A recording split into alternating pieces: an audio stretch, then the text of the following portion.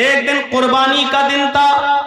यहां से आप देखिए, एक दिन बकरीद का दिन था, कुर्बानी का दिन था। आपने जानवर ज़िबा किया और ज़िबा करने के बाद उसका गोश्त पककर जब हजरत आयशा सिद्दीका ने अपने हस्बैंड को दिया, अल्लाह के नबी को दिया, कुर्बानी के गोश्त की पहली बोटी अल्लाह के नबी के पास आती है। आपने प्याला उठाया और उस गोश्त की बोटी को लेकर जैसे ही मुंह में लगाते हैं, खाते नहीं, उसको वापस कर देते हैं और आंखों में आंसू आ जाते हैं। रोते हुए पूछा अम्मा आयशा ने, मेरे सरताज क्या हुआ? अरे अल्लाह के नबी आपको ये क्या हो गया है? तो अल्लाह के नबी जवाब देते हैं, आयशा आज मुझे खदीजा की याद आ रही है। खदीजा इस दुनिया में नहीं है, इंतकाल कर चुकी हैं। लेकिन इंतकाल के बाद जबकि हजरत आयशा एक जवान बीवी नबी के पास बैठी है, लेकिन नबी अकरम गोश्त नहीं खा रहे हैं। क्या कहते हैं? आयशा आज मुझे खदीजा की याद आ रही है। खदीजा जिंदा होती तो वो भी मेरे साथ बैठकर खाना खाती, मेरे साथ बैठकर गोश्त तनावुल फरमाती। पूरी दुनिया को बता दिया, आए नबी की जिंदगी पर लांछन लगाने वालों, आए मोहम्मद साहब की जिंदगी पर जुल्म करने वालों, इल्जाम लगाने वालों, ये नबी का प्यार था कि अपने से 15 साल बड़ी औरत के साथ इस तरह रहे कि उसके इंतकाल के बाद भी उसको भूल नहीं सके, इंतकाल के बाद भी उसको भुला नहीं सके। खदीजा इस दुनिया में नहीं है, लेकिन अल्लाह के रसूल अपने दिल से खदीजा को नहीं निकाल सके। फरमाया आयशा जब तक खदीजा की सहेलियों को गोश्त नहीं पहुंच जाएगा मैं नहीं खाऊंगा। फिर आपने जानवर के गोश्त के टुकड़े किए, उसकी बोटियां बनाई और पैकेट बना बना कर आपने खदीजा की सहेलियों को पहुंचाया। और खदीजा की सब सहेलियों को जब गोश्त पहुंच गया तब अल्लाह के नबी ने गोश्त खाया। तो प्रैक्टिकल करके अगर बताया तो किसने बताया? इस्लाम ने। इसलिए मैं कहता हूं कि दुनिया का कोई मजहब कंप्लीट नहीं है, कंप्लीट अगर कोई मजहब है तो इस्लाम है। और इसीलिए कुरान ने क्या कहा? अल-यौमा अकमलतु लकुम दीनकुम व अतममतु अलैकुम निअमती व रज़ीतु लकुमुल इस्लाम दीना। आए मोहम्मद सल्लल्लाहु अलैहि वसल्लम आज मैंने तुम्हारे इस दीन को मुकम्मल कर दिया। अल-यौमा अकमलतु लकुम दीनकुम आज मैंने तुम्हारे लिए तुम्हारे इस दीन को मुकम्मल कर दिया। व अतममतु अलैकुम निअमती और अपनी नेमतों का इत्माम कर दिया, अपनी नेमतें हमने पूरी कर दी। व रज़ीतु लकुमुल इस्लाम दीना और मैं आज तुम्हारे इसी दीन इस्लाम से राजी और खुश हो गया। दुनिया के किसी मजहब के अंदर आपको कंप्लीट होने का सबूत नहीं मिलेगा। अगर मुकम्मल कोई मजहब है, देखिए बैठो कैसे इस्लाम बताता है। दुनिया के किसी धर्म में देख लो, खड़े होकर खाना चाहिए कि बैठ के खाना चाहिए, ना हिंदू धर्म बताएगा, ना ईसाई बताएगा, ना यहूदी बताएगा, लेकिन इस्लाम बताएगा कि खाना कैसे खाओ। 3 तरीके बताए, या तो दोनों पैर ऊपर करके उखड़ू बैठ के खाओ, या दोनों पैर पीछे कर लो जैसे अत्तहियात में बैठा जाता है उस तरीके से बैठ के खाओ। मेरे भाइयों, खाने के तरीके किस तरीके से खाया जाए, एक पैर बिछा लिया जाए और एक पैर खड़ा कर दिया जाए, इस तरीके से, ये 3 तरीके अगर बताए हैं तो इस्लाम ने बताए हैं। दुनिया के किसी धर्म ने यह नहीं बताया कि कितना खाओ। इस्लाम कहता है कि खाते वक्त अपने पेट के 3 हिस्से कर लो, एक हिस्सा खाओ, एक हिस्से में पानी पियो और एक हिस्सा खाली छोड़ दो, ताकि तुम अल्लाह को याद कर सको, अल्लाह का जिक्र कर सको। आज की मेडिकल साइंस कहती है जो लोग पेट भर के खाना खा लेते हैं, जिसको हमारे यहाँ कहा जाता है ठूस कर खाना, हलक तक खा लेना, जो इतना खाते हैं वो हमेशा बीमारियों में मुब्तला रहते हैं। और अल्लाह के रसूल के मुताबिक, सुन्नत के मुताबिक अगर कोई लोग खाना खाने शुरू कर दें, 2 हिस्से में खाएं, एक हिस्सा खाली छोड़ दें, तो ये बीमार हो ही नहीं सकता, क्योंकि पेट तमाम बीमारियों की जड़ है। पेट तमाम बीमारियों की जड़ है। जब पेट ठीक रहेगा तो आदमी अपने आप सही रहेगा। तो ये कंप्लीटली अगर कोई मजहब है, मुकम्मल कोई मजहब है, तो वो इस्लाम है। इसीलिए फरमाया वमन यब्तगी गैरल इस्लामी दीनन फलन युक़बल मिन्हु। इस्लाम को छोड़कर अगर कोई दूसरा दीन तलाश करोगे तो वो हरगिज़ कबूल नहीं किया जाएगा।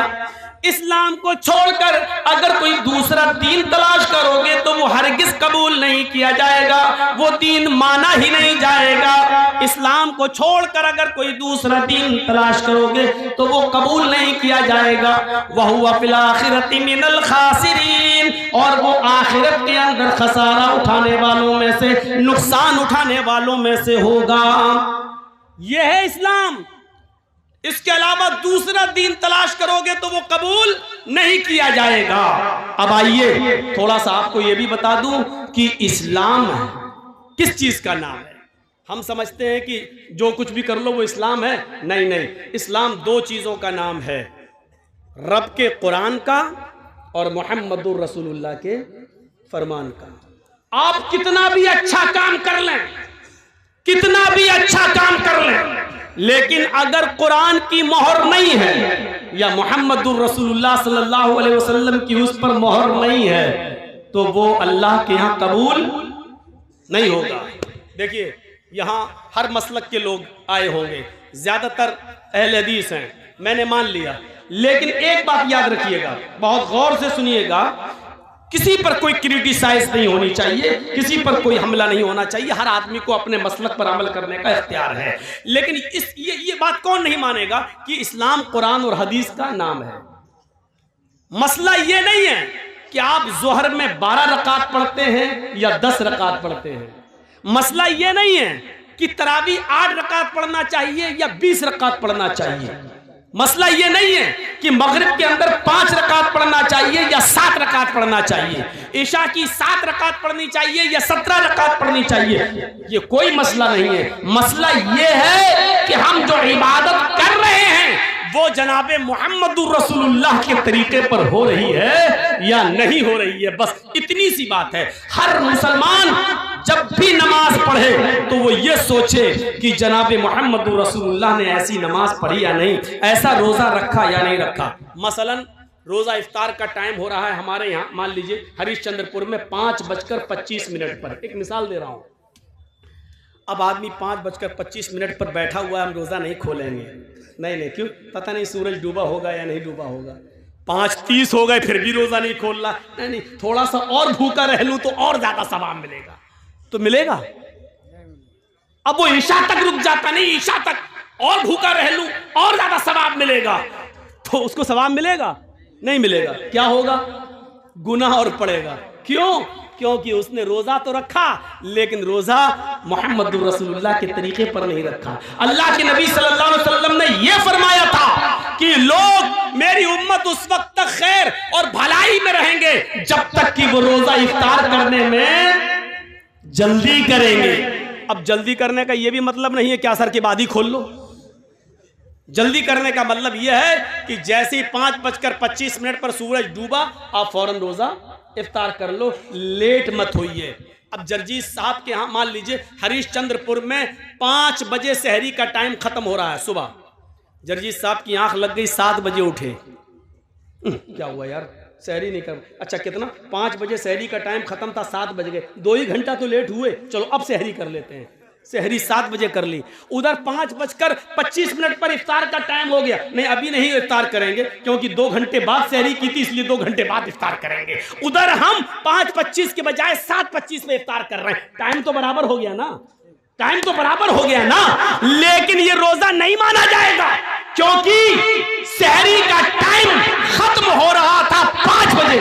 आपको 4:59 तक सहरी करना थी, 5:01 पे नहीं करना थी, लेकिन आप तो 7 बजे कर रहे हैं। आपने उसूल तोड़ दिया, ज़ाब्ता तोड़ दिया, नबी अकरम का बनाया हुआ कानून तोड़ दिया, इसलिए आपका रोजा कबूल नहीं किया जाएगा। चाहे आप 7:30 बजे खोलें, 8:30 बजे खोलें, 9:30 बजे इफ्तार करें, लेकिन नहीं माना जाएगा क्योंकि रोजा रखना मकसद नहीं है, शरीयत की पाबंदी कराना मकसद है।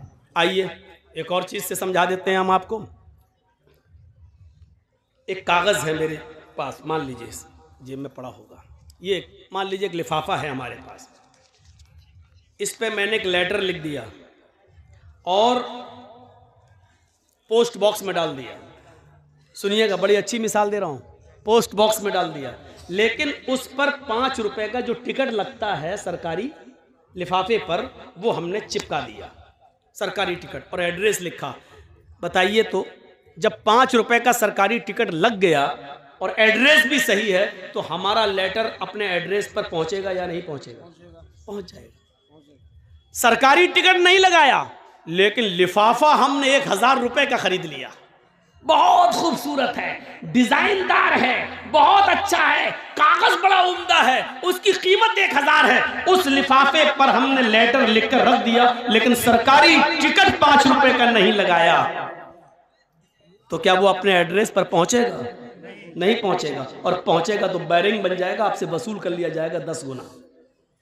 नहीं पहुंचेगा। क्यों? क्योंकि उस पर सरकारी मोहर नहीं लगी है, सरकारी टिकट नहीं लगा है। तो पता चला कि 5 रुपए का सरकारी टिकट लग गया तो पहुंच जाएगा। 1000 का खरीद लिया लेकिन सरकारी टिकट नहीं लगा तो नहीं पहुंचेगा। इसी तरीके से जोहर की नमाज 10 नहीं 12 पढ़ लो, 12 नहीं 12,000 पढ़ लो। मगरिब की नमाज 5 नहीं 7 पढ़ लो, 7 नहीं 7,000 पढ़ लो। तरावी 8 नहीं 20 पढ़ लो, 20 नहीं 20,000 पढ़ लो, लेकिन उस पर सरकार की मोहर नहीं है, यानी जनाबे मोहम्मद रसूलुल्लाह की मोहर नहीं है, तो वो हमारी नमाज अल्लाह के यहां कबूल नहीं होगी। मेरे भाइयों, रकातों की तादाद का कोई मसला नहीं है। मसला ये है कि अल्लाह ने कुरान में क्या कहा है, माताकुमुर रसूल फखुज़ूहु व मा नहाकुम अन्हु फंतहु।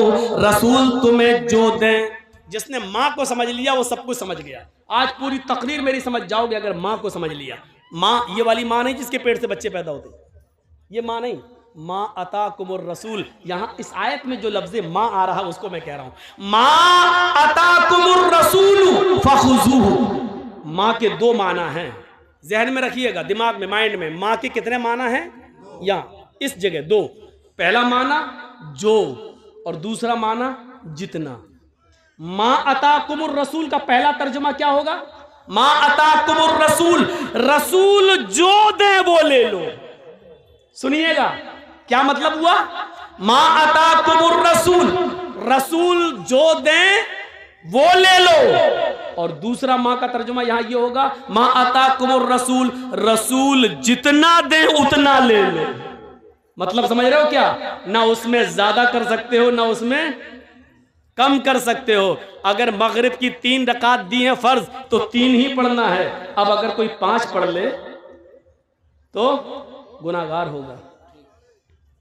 अल्लाह के रसूल ने वुजू बनाने का हुक्म दिया तो 3 बार हाथ धुलने को कहा, 3 बार कुल्ला करने को, 3 बार नाक में पानी डालने को, 3 बार चेहरा धुलने को। अब कोई आदमी कहे यार मैं 4 बार धुल लेता हूं, जितना ज्यादा धुलो उतना ज्यादा चेहरा साफ होगा, जितना ज्यादा हाथ धुलो उतना ज्यादा हाथ साफ होगा, जितना ज्यादा पैर धुलो उतना ज्यादा पैर साफ होगा। तो माफ कीजिएगा, जो आदमी आज़ाए वुजू को 4 बार या 5 बार धुलता है तो उसका वजू होगा नहीं। सुन्नत के खिलाफ करने पर उसकी नमाज रद्द कर दी जाएगी और उसको गुनाह पड़ेगा। क्यों? क्योंकि अल्लाह के रसूल ने जितना दिया था इसने उतना नहीं लिया, बल्कि नबी के दिए हुए को कम समझा, इसलिए उसने ज्यादती कर दी, अपनी तरफ से बढ़ा दिया अपनी तरफ से।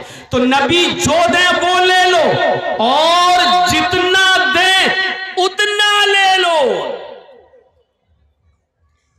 और इतना याद रखना, गलती बड़े बड़ों से हुई है। कोई आदमी दुनिया में ये नहीं कह सकता कि हमसे खता नहीं हो सकती है। इस्लाम जानबूझकर खता करने को गुनाह करार देता है, लेकिन अनजाने में, मसलन हम बहुत पढ़े लिखे, एक मिसाल दे रहा हूं, मान लीजिए मैं बहुत पढ़ा लिखा लेकिन हमको तहकीक करने में कोई गलती हो गई, लेकिन इल्म हो जाने के बाद कि सही चीज ये है, हम जो है वो गलत है, तो फिर सही चीज आ जाने के बाद हमको गलत चीज को छोड़ना पड़ेगा, हमें गलत चीज को तर्क करना पड़ेगा। इल्म हो जाने के बाद भी हम उस पर जमे हुए हैं तो वो ठीक नहीं है। आइए मैं तुम्हें लेके चलता हूं एक ऐसे मंजर की तरफ, आपको बड़ी हंसी आएगी, आपको बड़ा मजा भी आएगा, लेकिन मजा देने के लिए और हंसाने के लिए मैं आपको तकरीर नहीं कर रहा हूं। यहां आपको बुखारी शरीफ की एक हदीस का वाकया सुनाने जा रहा हूं, लेकिन इस वाकये में ही आपको थोड़ी सी मुस्कुराहट आ जाएगी। 2 कदीम सहाबा हैं और सफर कर रहे हैं।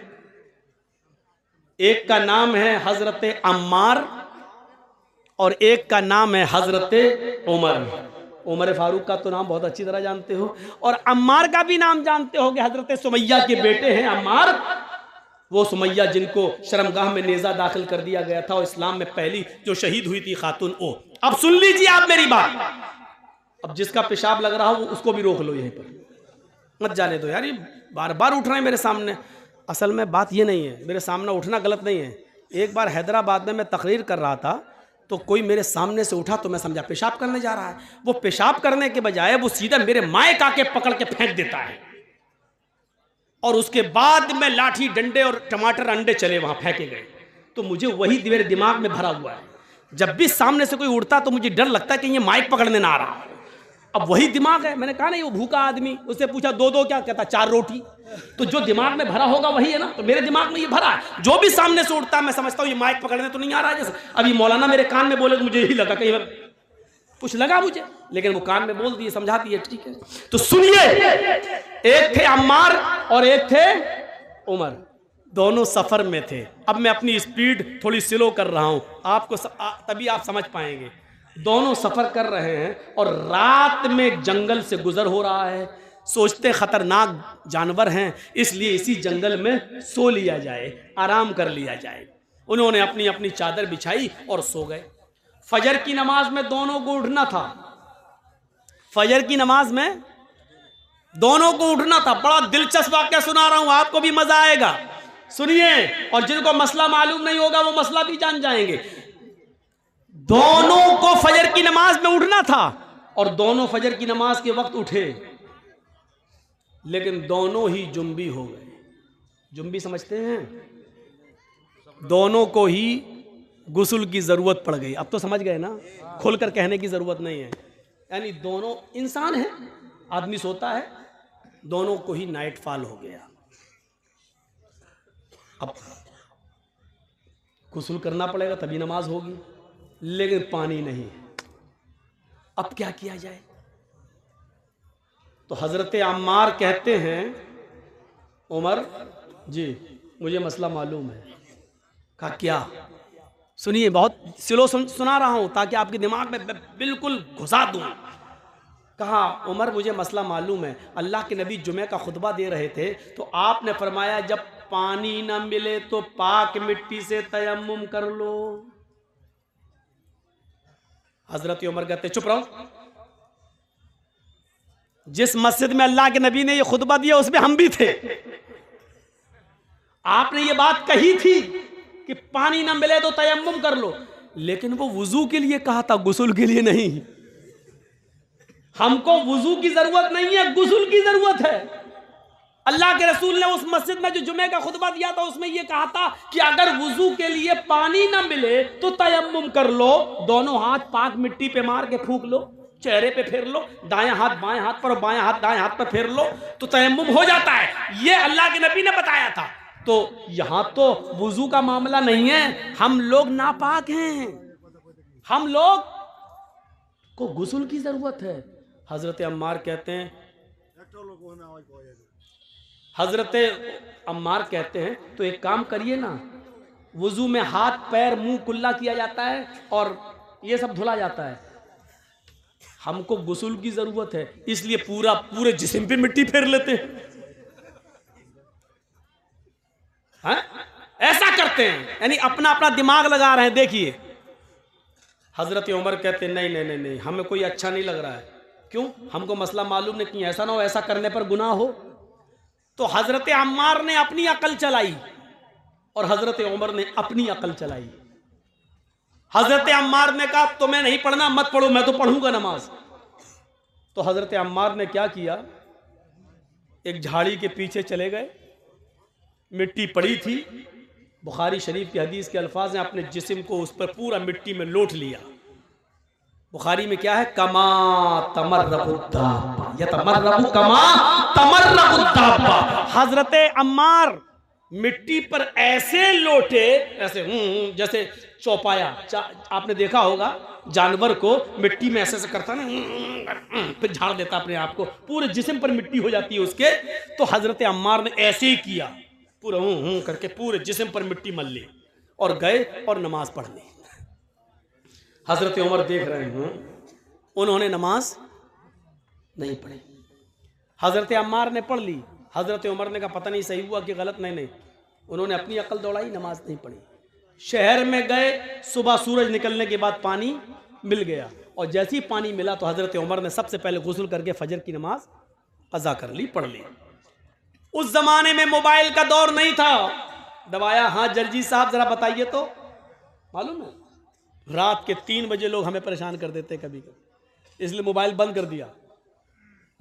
3 बजे पूछते हैं, मौलाना साहब फला हॉस्पिटल में मेरी बीवी एडमिट है।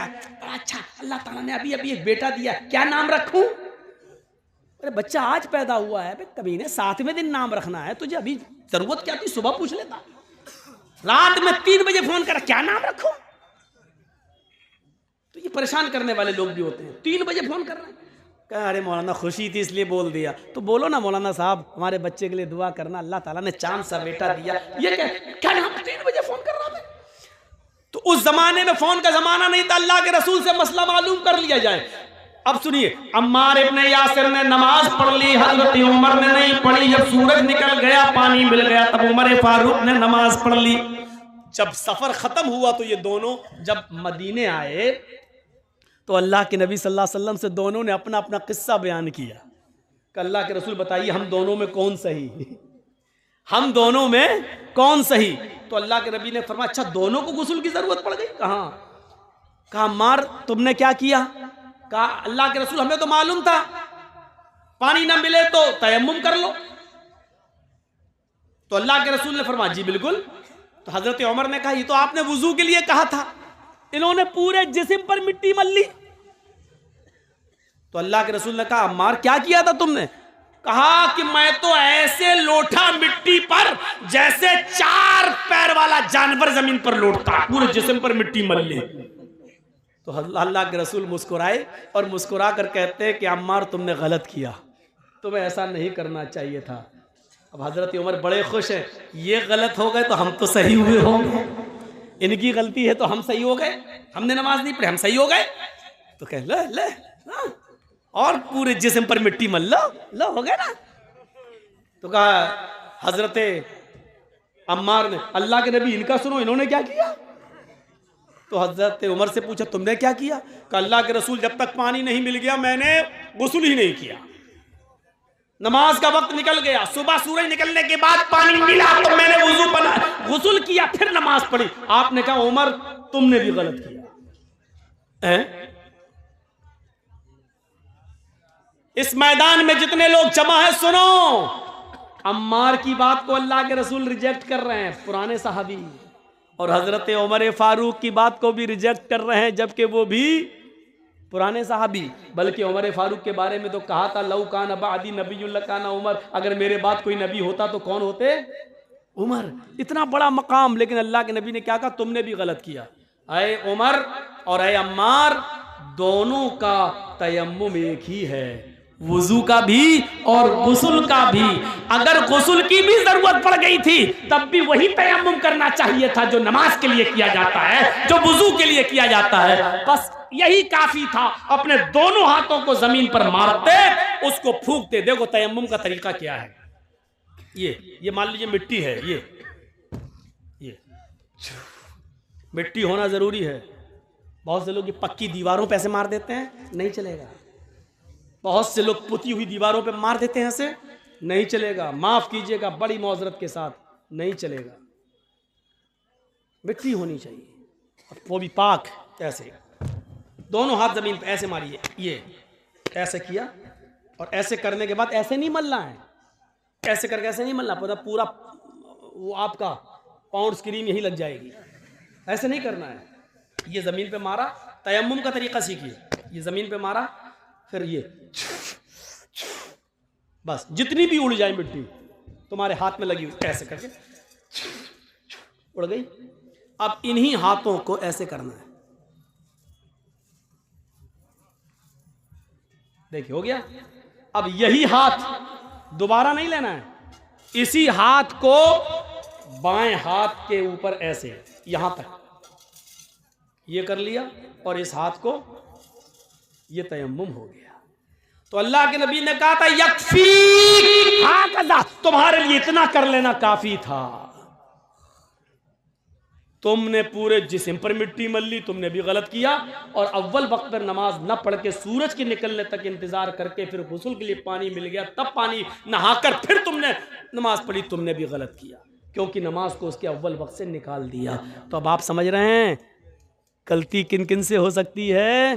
हजरत अम्मार से भी हो गई, हजरत उमर से भी हो सकती है, तो मौलवी जर्जी से क्यों नहीं हो सकती है? आज हम जैसे कोई मौलाना ये नहीं कह सकता कि मैंने जो कहा वो बिल्कुल सही है, उसी को आंख बंद करके मान लो। नहीं, हर शख्स की बात शरीयत की कसौटी पर रखी जाएगी। अगर कुरान और हदीस से मिल रही होगी तो मानी जाएगी, कुरान और हदीस से नहीं मिल रही होगी तो नहीं मानी जाएगी। मेरे भाइयों, इस चीज को याद रखना। आइए अब मैं तुम्हें एक ऐसे वाक़े की तरफ लेके चलता हूं जिससे तुम्हें बहुत बड़ा मसला मालूम होगा। हजरत उमर फारूक खुतबा दे रहे हैं, सुनिए, हजरत उमर फारूक खुतबा दे रहे हैं और उस खुतबे के अंदर अल्लाह के फरमा रहे हैं कि लोगों, आजकल मेहर बहुत बढ़ गया है। मेहर, मेहर जानते हैं ना, लड़की की शादी में जो रखा जाता है उसको आपके यहाँ क्या बोलते हैं? मेहर, दैन मेहर, मोहर नहीं, मोहर तो वो होती जो लगाई जाती है। मेहर, मेहर, दैन मेहर, सही है। तो मेहर, लोगों मेहर बढ़ता जा रहा है। सुनिए, बहुत प्यारी बात, अब लोग बहुत ज्यादा मेहर रखने लगे, देने लगे। लड़कियां भी निकाह के मौके पर बहुत ज्यादा मेहर की डिमांड करने लगी।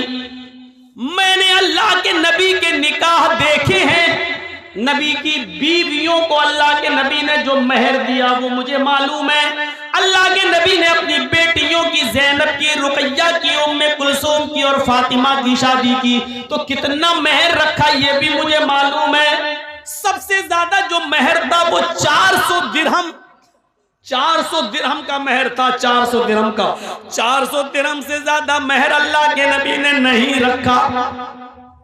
लिहाजा अगर कोई भी शख्स अपनी बीवी को 400 दिरहम से ज्यादा मेहर देगा तो वो मेहर उमर उस औरत से छीन लेगा और बैतुल माल में जमा कर देगा।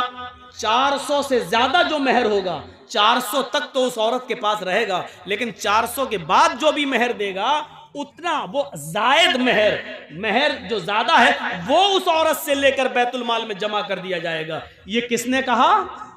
हजरत उमर ने कानून बना दिया, मिंबर पे खड़े होकर खुतबा दे दिया। खुतबा तो दे दिया, टाइम खत्म हो गया, उतर गए, जुमे की नमाज पढ़ा दी। नमाज पढ़ाने के बाद उसी मस्जिद में पर्दे में एक औरतें भी नमाज पढ़ रही थी, पर्दा पड़ा हुआ था, औरतें भी नमाज पढ़ रही थी। एक बूढ़ी औरत आती है पर्दे से, कहती है अमीरुल मोमिनीन मुझे आपसे कुछ कहना है। बोला क्या कहना चाहती हो? बोलो।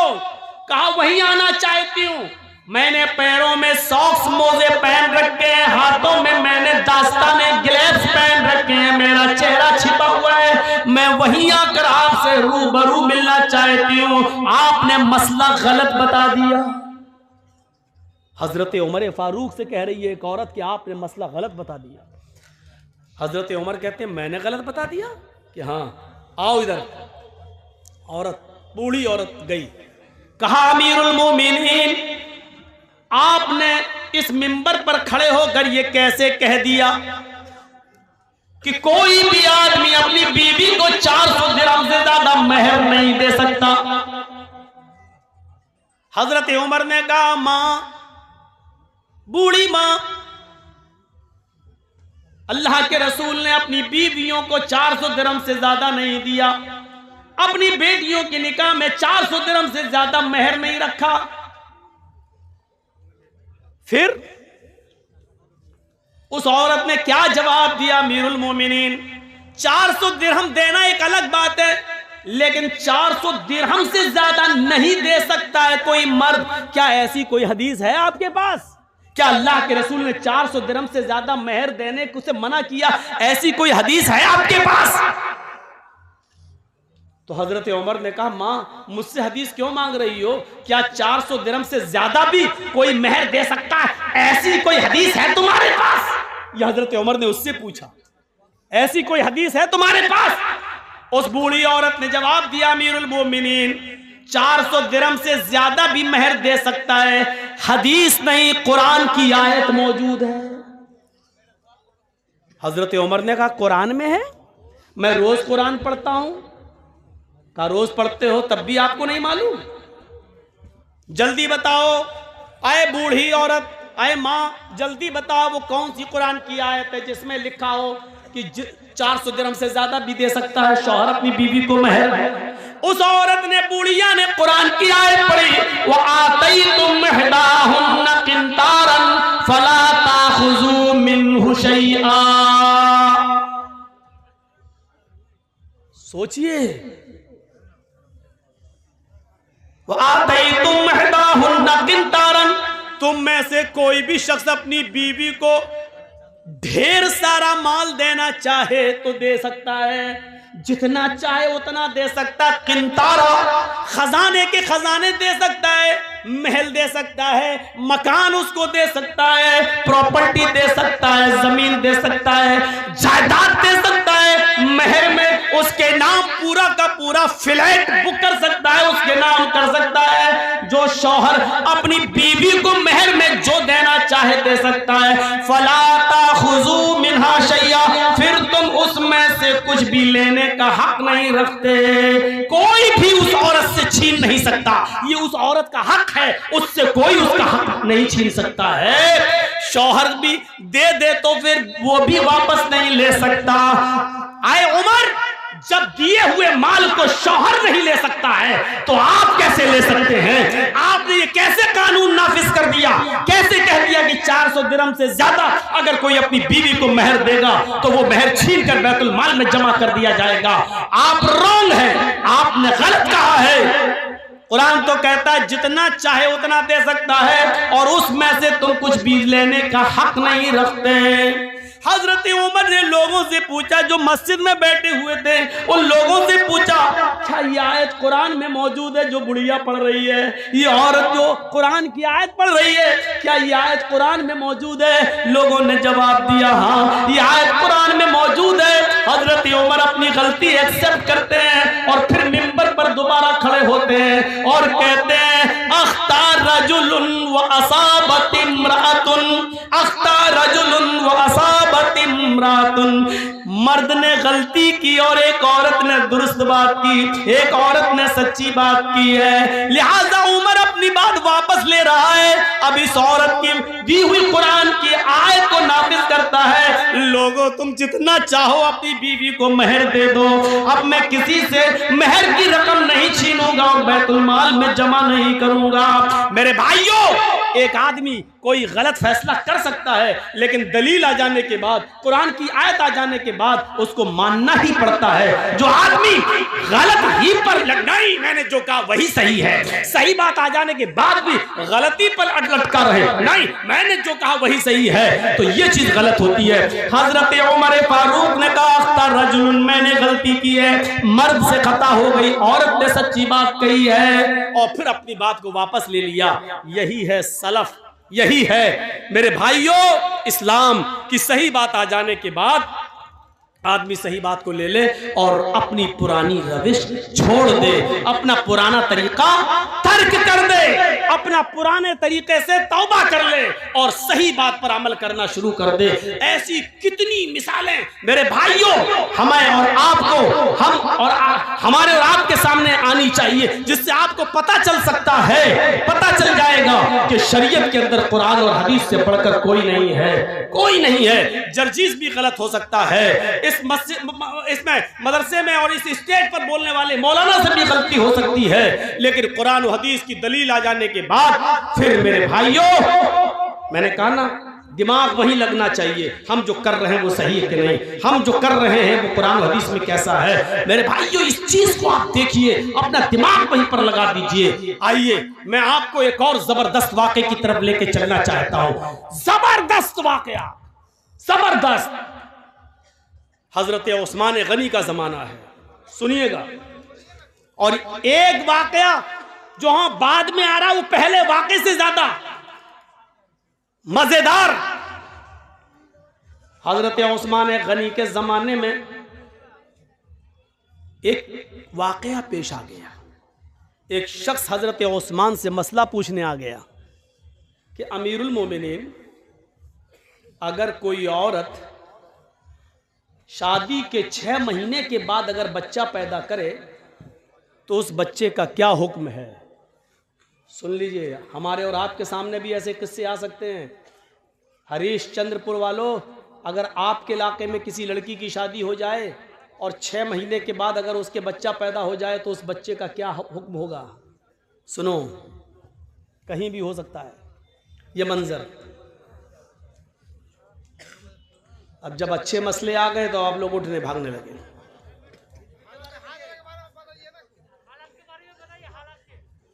अब हम हर आदमी के कहने पर तो नहीं चल सकते हैं भाई। हर आदमी अगर राजीव गांधी बनेगा तो कैसे काम चलेगा? नहीं, आपको कुरान हदीस नहीं सुनना है। ये जलसा आपने दीन के नाम पे किया है कि योगी और मोदी के नाम पे किया है? तुम कहोगे हालात के नाम पे चलना है। मौलाना कहते हैं कुरान हदीस बोलो, अहले हदीस पे बोलो, इस पे बोलो। तो हर आदमी के कहने पर तो नहीं चल सकता हूं ना।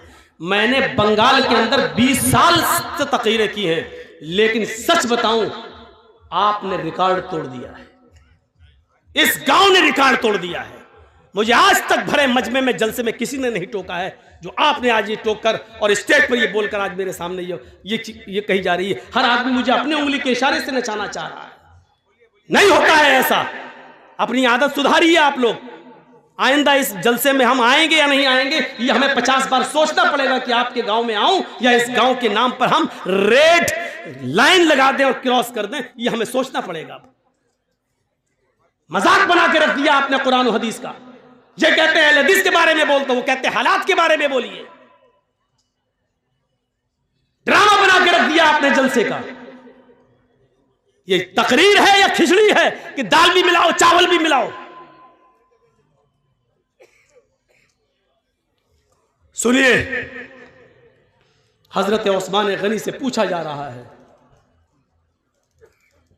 कि 6 महीने में अगर बच्चा पैदा हो जाए तो क्या हुक्म है उसका? हजरत उस्मान गनी कहते हैं कि वो औरत बदचलन है। शादी के बाद 9 महीने के बाद बच्चा पैदा होना चाहिए, 6 महीने में कैसे हो जाएगा? कहने लगे अमीरुल मोमिनीन, मेरी शादी को 6 महीना हुआ है। मेरी शादी को 6 महीना हुआ है और 6 महीने के बाद आज ही मेरी बीवी ने एक बच्चा पैदा किया है। समझ रहे हैं ना आप उस सहाबी के पूछने का मकसद क्या है? वो ये पूछना चाहते हैं कि अमीरुल मोमिनीन, मैं इस बच्चे को जायज बच्चा मानूं या नाजायज? ऐसा तो नहीं कि मेरी बीवी का कहीं पहले कोई कांटेक्ट रहा हो और जिना की पैदावार हो और ये मेरा बच्चे का नाम पा जाए? हजरत उस्मान गनी कहते हैं कि बिल्कुल नहीं, वो औरत बदचलन है तुम्हारी, लिहाजा उसने 6 महीने में जो बच्चा पैदा कर दिया वो गलत किया है। ये जुमेरात का दिन था। जुमेरात का दिन जानते हैं ना, गुरुवार, थर्सडे था। जुमे का खुतबा जब उस्मान गनी देने लगे तो वो आदमी सामने बैठा हुआ था जिसकी बीवी ने 6 महीने के बाद बच्चा पैदा किया, वो बैठा हुआ है। हजरत उस्मान खुतबा देते देते कहने लगे, लोगों, इसकी बीवी ने कल एक बच्चा पैदा किया है और वो बच्चा 6 महीने के बाद पैदा हुआ है। शादी के 6 महीने के बाद कोई बच्चा पैदा नहीं होता है। इसकी बीवी ने शादी के 6 महीने के बाद ही बच्चा पैदा कर दिया है। लिहाजा अगले जुमे को इसकी बीवी को लाया जाएगा और जमीन पे सीने के बराबर गाड़ कर पत्थरों से मार मार के उसको खत्म कर दिया जाएगा। उसको जिनाकार मानते हुए उसकी जान ले ली जाएगी, उसको कत्ल कर दिया जाएगा। हुक्म भी दे दिया। जुमे का खुतबा खत्म, जबकि उस्मान गनी का फैसला गलत था। अब सुनिए गलत कैसे था। जब जुमे का खुतबा खत्म हो गया, हजरत उस्मान ने नमाज पढ़ा दी। उसी मस्जिद में हजरत अली भी बैठे हुए थे। जब जुमे की नमाज खत्म हो गई तो हजरत अली ने लोगों से कहा, थोड़ी देर आप सब बैठे, हजरत उस्मान ने एक मसला गलत बता दिया है। तमाम लोग बैठ गए कि देखे हजरत अली क्या दलील पेश करते हैं। एक औरत के कत्ल का हुक्म दिया जा चुका है। देखे हजरत अली क्या उस औरत को कैसे बचाते हैं,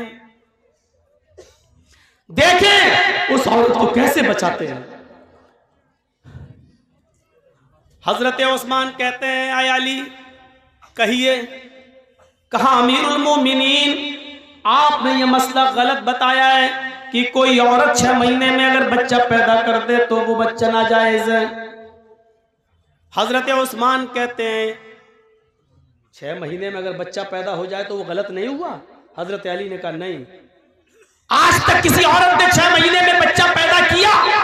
हजरत अली ने कहा कि वो मेरा मामला नहीं है और उसका इल्म मुझे नहीं है, किया कि नहीं किया वो मैं नहीं जानता। क्या अल्लाह के नबी के जमाने में किसी औरत ने 6 महीने में कोई बच्चा पैदा किया? हजरत अली मुस्कुरा कर जवाब देते हैं कि मुझे इसका भी इल्म नहीं है। कहा जब इसका इल्म नहीं है तो फिर क्यों कह रहे हो? कहा कह से इसलिए रहा हूं कि 6 महीने के बाद अगर कोई बच्चा पैदा हो जाए तो वो गलत नहीं है। अच्छा, तुम ये भी कह रहे हो अल्लाह के नबी के जमाने में किसी औरत ने 6 महीने में बच्चा पैदा नहीं किया? तुम ये भी मानते हो कि अल्लाह के रसूल सल्लल्लाहु अलैहि वसल्लम ने 6 महीने के बाद पैदा होने वाले बच्चे को जायज माना? तुम ये भी कह रहे हो कि आज तक किसी औरत ने 6 महीने के अंदर कोई बच्चा पैदा नहीं किया? फिर तुम ये कह रहे हो कि 6 महीने में जो बच्चा पैदा हो जाए वो जायज? क्या दलील है? क्या अल्लाह के रसूल से कोई हदीस है? हजरत अली कहते हैं हदीस की जरूरत नहीं है, कुरान में मसला मौजूद है। कुरान कहता है 6 महीने के बाद भी अगर औरत बच्चा पैदा कर दे तो बच्चे को जायज माना जाएगा। हजरत उस्मान कहते हैं क्या कुरान में लिखा है? ये कुरान जो रोज मैं पढ़ता हूं। हजरत अली कहते हैं आप पढ़ते हैं लेकिन शायद गौर नहीं कर सके। हजरत उस्मान ने कहा लोगो दलील मांगो अली से। हजरत अली ने कहा दलील सुनो। अब दलील सुनिए और सुनो, गीत बहुत सुन चुके हो, गाने बहुत सुन चुके हो, इधर उधर की लफाजियां बहुत सुन चुके हो। जलसा में चंदा लिया है कुरान के नाम पे, हदीस के नाम पे कि जलसा होगा, कुरान हदीस की बातें होंगी। अब जब कुरान और हदीस सुनाई जा रही है तो सुनकर इस जलसे को हलाल करो, वरना यहां बैठना भी आपका हलाल नहीं होगा। सुनो, हजरत अली दलील दे रहे हैं। दलील क्या? दलील हाय उस्मान, अल्लाह ताला फरमाता कुरान में वल्वालिदातु युरज़िअना औलादहुन्ना हौलैनि कामिलैन। अभी जो कह रहा था ना हालात के ऊपर बोलो, उससे पूछो कुरान की ये कौन सी आयत है, किस पारे में, तो नहीं बता पाएगा।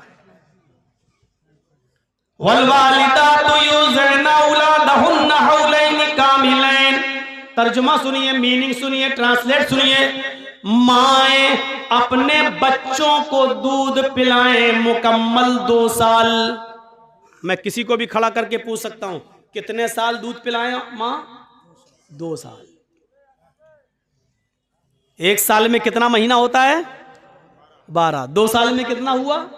24। मां अपने बच्चे को कितना दूध पिला सकती है? 24 महीना, 2 साल। कामिलैन मतलब मुकम्मल, कंप्लीट, यानी 2 साल तक पिला सकती है। 2 साल से 1 दिन भी ज्यादा नहीं। पहले छुड़ा सकती है, 2 साल से पहले दूध छुड़ा सकती है, लेकिन 2 साल के बाद 1 दिन भी ज्यादा पिलाने की इजाजत नहीं है। बच्चा पैदा हुआ 6 महीने में और दलील क्या दे रहे हैं हजरत अली? मां अपने बच्चे को दूध पिलाए 2 साल। ये दलील है? ये दलील है? अब सुनिए हजरत उस्मान क्या कहते हैं हंसते हुए, अली ये तो दूध पिलाने की इद्दत बता रहे हो, दूध पिलाने की मुद्दत बता रहे हो कि दूध पिलाएं 2 साल तक। यहां दूध पिलाने पे एतराज नहीं है, हमने किसी को मना नहीं किया कि 2 साल तक दूध ना पिलाएं। बात यह है कि 2 साल, बच्चा 6 महीने के बाद पैदा हो जाए फौरन तो वो बच्चा जाए, उसकी दलील दो। हजरत अली कहते हैं वहीं आपको ला रहा हूं। पहले तो ये बता दूं कि दूध पीने की मुद्दत कितनी है? 2 साल, 24 महीने। मान रहे ना कि हाँ, कौन मना करेगा, कुरान की आयत 24 महीना दूध पीने के है ना, कहाँ। अच्छा चलो दूसरी दलील ले लो। कहा दो, जल्दी दो, 6 महीने में बच्चा पैदा हो जाओ, जायज, जल्दी दो। वफिसालुहु फी आमैन, हजरत अली ने दलील पलट दी, बस कुरान की दूसरी आयत पेश कर दी। माँ अपने बच्चे का दूध छुड़ाएं 2 साल में। पहली जगह क्या था? पिलाएं 2 साल तक। दूसरी आयत में क्या है? छुड़ाएं 2 साल में। बात तो एक ही है। इधर से कान पकड़ो चाहे इधर से कान पकड़ो, बात तो एक ही है ना। 2 साल तक पिलाओ या 2 साल के अंदर अंदर छुड़ाओ, दोनों सूरतों में बात एक ही है। हजरत उस्मान कहते हैं मुझे बेवकूफ समझ रखा है क्या? अरे पिलाएं 2 साल तक या छुड़ाएं 2 साल में, बात तो एक ही है। कहा हम आपको मजबूत कर रहे हैं ताकि आप पलट ना जाएं। 2 साल मान रहे ना? क्या हाँ 24 महीने मान रहे ना? हाँ। ये किसकी इद्दत है, मुद्दत है? का दूध पिलाने की। दूध पिलाने की मुद्दत 2 साल है ना? क्या हाँ। अब सुनो तीसरी दलील, जिसमें अल्लाह ने हमल और दूध छुड़ाने की दोनों की गिनती को और मुद्दत को एक साथ बयान कर दिया है। कुरान में तीसरी जगह अल्लाह ने फरमाया वहमलुहु, हमल देखिए, वहमलुहु वफिसालुहु सलासून शहरन, वहमलुहु वफिसालुहु, औरत के हमल की और दूध छुड़ाने की मुद्दत 30 महीने है। कितना? सलासून शहरन, कितना महीना? 30, 10, 20, 30, कितना हुआ? 30 महीना। आए उस्मान, 30 महीना किसकी मुद्दत है? हजरत उस्मान कहते हैं हमल की और दूध छुड़ाने की। क्या मानते हो ना? दोनों की मुद्दत कितनी है? का 30 महीना। 30 महीने में 24 महीने आप अलग कर दो दूध छुड़ाने के या दूध पिलाने के, ये दोनों की मुद्दत है ना 30, और अल्लाह दूध पिलाने की मुद्दत 24 महीने बता चुका है, यानी 24 महीने तक बच्चा दूध पी सकता है। तो 24 महीने 30 में से आप माइनस कर देंगे, 30 में से 24 को माइनस करो तो कितना बचा? हजरत उस्मान कहते हैं 6 का वहमलुहु, यही हमल की मुद्दत है। वहमलुहु वफिसालुहु सलासून शहरन, यही हमल की अकल्ले मुद्दत है। यानी औरत कम से कम 6 महीने के बाद बच्चा पैदा अगर करती है तो वो बच्चा जायज माना जाएगा, वो बच्चा नाजायज नहीं माना जाएगा। 6 महीने से पहले अगर कोई बच्चा पैदा करती है औरत तो वो बच्चा नाजायज माना जाएगा, वो बच्चा हराम माना जाएगा। लेकिन 6 महीने के बाद अगर कभी भी बच्चा पैदा करती है तो वो बच्चा जायज है। ओफो, ऐसी नई नई बातें जो अभी तक नहीं सुनी हो वो तो सुन नहीं रहे। हालात पे बोलो। अरे हालात पे क्या बोलो? हालात तो यह है कि यूपी में देख लीजिएगा वही फिर आ रहा है घूम फिर के, जिसके सर पे बाल नहीं है। और क्या सुनना चाहते हो?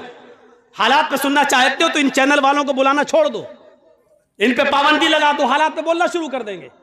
ये लोग ऐसी ऐसी चीजें और हेडिंग बना के पेश करते हैं कि यूपी में 6 महीने तक हमारे ऊपर पाबंदी लग गई, हम यूपी में प्रोग्राम नहीं कर सकते। हालात पे तुम बुलवाते हो, पाबंदी यूपी में लग रही है मेरे ऊपर। इन लोगों ने, अभी मैंने वसीम रिजवी के ऊपर तकरीर की, मैंने कहा कि सब कुछ बदल दिया तेरा, सब कुछ बदल दिया। मैंने ये कहा मशीन कैसे बदलेगा? मैंने कहा खतना इशारा था। इन कमीनों ने मशीन तक बना दी, एडिट कर दिया, उसका फोटो बना दिया और उस शर्मगाह भी बना दी और मेरा फोटो भी लगा दिया। अब बताइए कि इनसे क्या उम्मीदें रखी जाएं? आप कहते हैं हालात पे बोलो, अभी तकरीर खत्म नहीं होगी, सुबह का सूरज बाद में निकलेगा, या अपलोड करके पहले डाल देंगे और सुबह मेरे घर पे सीआईडी पहुंच जाएगी।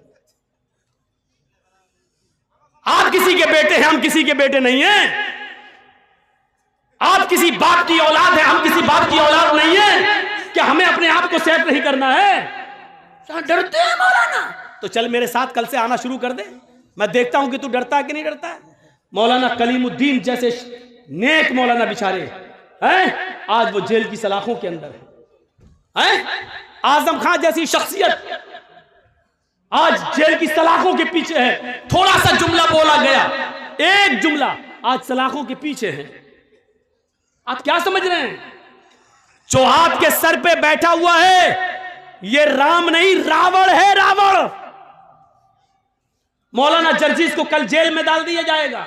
जर्जीस साहब चिल्लाते रहे कि मैं बेकसूर हूं, साहब कोर्ट में बताइए बेकसूर हो, और कोर्ट में मौलाना जर्जीस को अपने आप को बेगुनाह साबित करने के लिए 10 साल लग जाएंगे, और 10 साल के बाद कहा जाएगा मौलाना जर्जीस बाइज्जत बरी, कोई सबूत इनके खिलाफ नहीं मिला। लेकिन 10 साल का हिसाब किताब कौन देगा? कहां हैं आप? इन हालात को सोचिए। ये दौर दूसरा है। ये समझो कि ये दौर क्या है? एक घाट पर, घाट समझते हैं ना, एक घाट पर शेर और बकरी दोनों पानी पी रहे हैं। दोनों, शेर की तरफ से पानी बहता हुआ बकरी के पास आ रहा है। शेर जहां से पानी पी रहा है, बकरी इधर से पानी पी रही है, लेकिन पानी बहता हुआ शेर की तरफ से आ रहा है। शेर ने भी पानी पिया, बकरी ने भी। शेर ने बकरी से कहा, ए तूने इस तालाब में मुंह डाल दिया, तूने मेरा पानी झूठा कर दिया। बकरी बोली, जंगल के राजा, मैंने आपका पानी कहां झूठा किया? पानी आप वहां से पी रहे हैं, आपका झूठा पानी मेरे पास आ रहा है, मैं तो आपका झूठा पानी पी रही हूं। बात सही कही बकरी ने। पानी आप वहां पी रहे हैं और आपका झूठा पानी बहता हुआ यहां आ रहा है, मैं आपका झूठा पानी पी रही हूं। शेर ने कहा, अच्छा हमसे मुंह भी चला रही है, जबान लड़ाती है। आया और ऐसा पंजा मारा कि उसकी खोपड़ी अलग हो गई, तन अलग हो गया और उसको भी खा गया। यानी उसको खाने के लिए बहाना चाहिए था। जो रावण तुम्हारे ऊपर बैठे हैं उनको सिर्फ गिरफ्तारी के लिए बहाना चाहिए बस। क्यों नहीं समझ रहे आप अपनी सफाई में भी कुछ नहीं बोल सकते हैं। आपको आपकी सफाई पेश करने का हक भी नहीं दिया जाएगा आपको। महात्मा गांधी मुर्दाबाद के नारे लग रहे हैं, कितने लोग पकड़ गए बताएं आप? गॉडसे को नमस्कार किया जा रहा है, कितने लोग गिरफ्तार हो गए, पकड़े गए? दिल्ली की सड़कों पर बाकायदा कहा गया, गोली मारो सालों को। जिन लोगों ने ये नारे लगाए, कितने लोग गिरफ्तार हुए? और गिरफ्तार कौन हुए?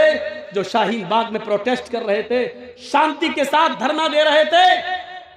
लड़की तक को प्रेग्नेंट लड़की तक को अरेस्ट करके जेल के अंदर डाल दिया गया। आप कहां हैं? सेकुलरिज्म बाकी नहीं रह गया, जमहूरियत नहीं, ये किसी दूसरे रास्ते पे चल रही है। आप कम से कम मेरी तरफ भी देखो। डॉक्टर जाकिर नायक को भारत छोड़ना पड़ा है। क्या चाहते हो कि मौलवी जर्जीस भी भारत छोड़ के पनाह ले ले? क्या चाहते हैं आप? क्या है आपके दिल में? क्या सुनना चाहते हैं आप? शर्म आनी चाहिए। जो जिस तरीके से बोल रहा बोलने दो। बोलने वाला जानता है कि हमको क्या बोलना है, क्या नहीं बोलना है। मेरे भाइयों, आप जब धान बोते हैं तो जर्जीस कहने नहीं आता कि इतना बो, या वो ऐसा। क्यों? कि वो आपका काम है। आप अपने काम में माहिर हैं, हम अपने काम में माहिर हैं। हर आदमी अपने काम में एक्सपर्ट होता है। मुझे क्या बोलना है, क्या नहीं बोलना है, कहां कौन सी बात कहना है, इस काम के लिए मौलवी लोगों को आजाद छोड़ दो। मेरे भाइयों, मदरसों में क्या पढ़ाया जाता, मदरसों के लिए छोड़ दो। आप हर किसी को मशवरा मत दीजिए। डॉक्टर, MBBS, MS डॉक्टर को ऑपरेशन करना है, क्यों वहां पर आपको नहीं बिठाया जाता है? क्यों? आप नहीं देख पाएंगे। जब आपकी बीवी का, आपके बेटे का ऑपरेशन होगा तो आप कहेंगे साहब इतना नहीं इतना काटो, इतना नहीं इतना काटो। डॉक्टर के काम में डिस्टर्ब होगा, इसलिए डॉक्टर ऑपरेशन थिएटर के अंदर, OT के अंदर अकेले सिर्फ अपने कर्मचारी को लेके, अपने असिस्टेंट को लेके जाता है, किसी को लेके नहीं जाता है। अब आप डॉक्टर से कहेंगे साहब कान यहां से यहां तक चीरना, यहां पर्दा उसका ऐसा है, आपको भगा देगा, जाओ कहीं और जाके इलाज करा लो, सरकारी हॉस्पिटल में चले जाइए। तो आप हर किसी को मशवरा नहीं दे सकते हैं। आप किसी मौलवी को मशवरा मत दीजिए, मौलवी एक्सपर्ट होता है। और फिर मुझे तो 20 साल का तजर्बा है, मुझे अच्छी तरीके से मालूम हो गया कि कहां क्या बोलना चाहिए, कहां क्या नहीं बोलना चाहिए। तो मेरे भाइयों, इन चीजों को आप अपने जहन में रखिए, इन चीजों को अपने जहन में रखिए। हालात अच्छे नहीं हैं, हम वही गलती कर रहे हैं जो नहीं करनी चाहिए। बार बार मैं आपको एक इशारा कर रहा हूं, याद रखिएगा। कुछ लोग नारे लगा रहे हैं, अब हमारी लिंचिंग हो रही है, नारे लगाए जा रहे हैं और नारे लगा के हमें बरगलाने की कोशिश की जाएगी। जहां 2-4 दाढ़ी वाले मिलेंगे वहीं पर जय श्री राम के नारे लगा के हमें बरगलाने की कोशिश की जाएगी। अक्लमंद इंसान वो है जो इनके बरगलाने में ना आए और खामोशी के साथ गुजर जाए। ये अक्लमंदी है इस जमाने में, आज के दौर में। जरूरी नहीं है, अब सुन लो मेरी बात, अगर कोई पागल कुत्ता मौलाना जर्जीस को काट ले उसके पैर में, तो उसका जवाब क्या कि मौलाना जर्जीस भी उस पागल कुत्ते के पैर में काटने जाए? आप क्या कहोगे जर्जीस को? एक पागल कुत्ते ने हमें काट लिया है, अब हम भी पकड़ो पकड़ो पकड़ो और काट रहा, लोग कहेंगे कितना बड़ा पागल है। यही पागल है। अगर कोई पागल कुत्ता हमारे पैर में काट ले तो इसका यह मतलब नहीं है कि जर्जीस साहब भी उस पागल कुत्ते को काटने जाएं। कुछ लोग इस वक्त पागल हो चुके हैं पावर को देखकर। कुछ लोग जानते हैं कि हमारा पावर है, हमारा आदमी बैठा हुआ है सीट पर, गवर्नमेंट का नशा है, वो जानते हैं कि गोली मारो सालों को, देश के गद्दारों, कुछ भी, हमारा कुछ नहीं होगा। पूरे दिल्ली में ट्रंप के जाने तक तो मैं कुछ नहीं बोलूंगा, ट्रंप के जाने के बाद हम आपकी भी नहीं सुनेंगे। इस तरीके की बातें जो कही गई हैं, वो जानते हैं कि हमारा कुछ नहीं होगा। मेरे भाइयों सुन लीजिए, आप ये हालात बना दिए गए हैं, ऐसे मौके पर खामोशी का मुजाहिरा कर रही है आप। कुछ कुत्ते पागल हो गए हैं, पागल नशा है उनको कि हमारे ऊपर किसी का हाथ है। अब इस पागल कुत्ते को अगर आप समझ जाएं तो पूरी तकरीर कामयाब। मैं नाम नहीं लूंगा, सॉरी, माजरत के साथ, आप मुझे आइंदा बुलाएं या ना बुलाएं, मैं नाम नहीं लूंगा। लेकिन इस पागल कुत्ते को अगर आपने समझ लिया तो समझ लो कि पूरी तकरीर समझ गए आप। मेरे भाइयों, अगर कुछ पागल कुत्ते हमारे पैर में काट लें तो इसका यह मतलब नहीं है कि हम भी उस पागल कुत्ते को काटने जाएं। हाथी चलता रहता है, कुत्ते भौंकते रहते हैं। अब हाथी अगर उन कुत्तों के भौंकने पर पीछे मुड़ मुड़ के देखने लगे तो हाथी अपनी मंजिल तक कभी नहीं पहुंच पाएगा। तुम्हें अपनी मंजिल पर पहुंचना है। हाथी चल जा रहा है, वो पीछे मुड़ के नहीं देख रहा है, क्योंकि वो जानता है कि इनकी आदत भौंकने की है, ये भौंक भौंक कर खुद ही थक जाएंगे। हाथी अपनी मंजिल को पा लेता है। मुसलमानों, तुम्हें अपनी मंजिल तक जाना है। हरिश्चंद्रपुर वालों, तुम्हें अपनी मंजिल तक जाना है। इसलिए भौंकने वाले कुत्तों के भौंकने को मत देखो, मंजिल पर तुम्हारा निशाना होना चाहिए। इंशाअल्लाह तुम्हें मंजिल मिलेगी। इन भौंकने वाले कुत्तों को समझ लो कि कुत्ते हैं, इनकी आदत है भौंकने की। इस वक्त हम जिन हालात से गुजर रहे हैं उसमें अक्लमंदी से काम लेने की जरूरत है। अक्लमंदी कैसी? एक मिसाल दूं, बड़ी अच्छी मिसाल है। 3 जानवर शिकार करने निकले, शेर, भेड़िया, लोमड़ी। तीनों जानते हैं ना, शेर, लायन और भेड़िया, आप जानते हैं, लोमड़ी, फॉक्स। 3 जानवर शिकार करने निकले। कौन कौन कौन? शेर, भेड़िया, लोमड़ी। और तीनों ने एक एक शिकार कर लिया। सुनो, तीनों ने एक एक शिकार किया। शेर ने हिरन मारा, भेड़िए ने शेर ने हिरन मारा, भेड़िए ने बकरी मारी और लोमड़ी ने खरगोश, रैबिट का शिकार कर लिया। शेर ने क्या मारा? हिरन। भेड़िए ने क्या मारा? बकरी। और खरगोश, और लोमड़ी ने खरगोश। तीनों जानवर पड़े हुए हैं। शेर ने भेड़िए से कहा, तुम फैसला करो किसको क्या खाना है। देखिए, सरदार है ना जंगल का। बस शेर, जो सरदार को पहचान गया पूरी तकरीर समझ जाएगा। शेर ने कहा फैसला करो, भेड़िए से फैसला करो कौन क्या खाएगा। भेड़िए ने कहा बहुत आसान जी। जंगल के राजा ने शेर ने कहा हाँ बताओ क्या है। अच्छा, शेर को तीनों जानवर खाना थे। भेड़िए से फैसला करवा रहा, बताओ क्या है। भेड़िए ने कहा बहुत आसान, हिरन आप खा लीजिए, बकरी मैं ले लेता हूं, लोमड़ी को खरगोश दे देते हैं। शेर ने कहा ये कोई फैसला है? इधर आ। मारा एक झपटा उसको और भेड़िए का सर तन से जुदा हो गया, भेड़िया मर गया। सर तन से जुदा। लोमड़ी से कहा लोमड़ी तुम फैसला कर सकती हो, तुम फैसला करो ये कौन खाएगा। लोमड़ी कहती बहुत आसान। कहा क्या? बोलो। कहा साहब हिरन आप सुबह नाश्ते में खा लीजिए, शाम को बकरी खा लीजिए, और बीच में जब जायका, मुंह का जायका बदलना हो तो आप खरगोश का टेस्ट कर लीजिए। तीनों जानवर आपके हैं। सुबह उठो, नाश्ते में आप हिरन खा लो, शाम को बकरी खा लो, और बीच में दोपहर में आप खरगोश का टेस्ट कर लो। शेर ने कहा वाह लोमड़ी वाह, कितना अच्छा फैसला किया तूने, इतना अच्छा फैसला करना तुझे किसने सिखाया? लोमड़ी ने कहा इस भेड़िए ने। समझ गए आप? गुस्सा भी आया है मुझे, लेकिन अब हंस दिया हूं मैं आपके सामने। मैं बहुत गुस्से में था, लेकिन अब हंसी आ गई मुझे। शेर ने कहा वाह क्या फैसला किया है, इतना अच्छा फैसला करना तुझे सिखाया किसने? लोमड़ी क्या कहती है इस भेड़िए ने, यानी भेड़िए से मैंने इबरत हासिल कर ली। अरे मुसलमानों, इबरत हासिल अभी भी नहीं कर पा रहे हो। तुम देख रहे हो तुम्हारी आंखों के सामने कौन कौन जेल जा रहा है, तुम देख रहे हो इलेक्शन आता है, यूपी में कोरोना आ गया, नाइट कर्फ्यू लग गया, इबरत हासिल नहीं कर पा रहे हो।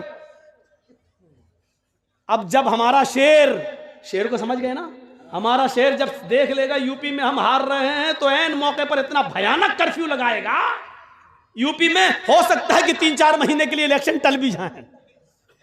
आप नहीं जानते, क्योंकि सरदारी तो शेर की चलती। वो चाहता सब कुछ, जैसे ये लोमड़ी वो चाहता तो तीनों जानवर हमें मिले, ऐसे ही हमारा शेर चाहता सब कुछ हर सूबा हमारा रहे, अंध दंड हेरा फेरी सब।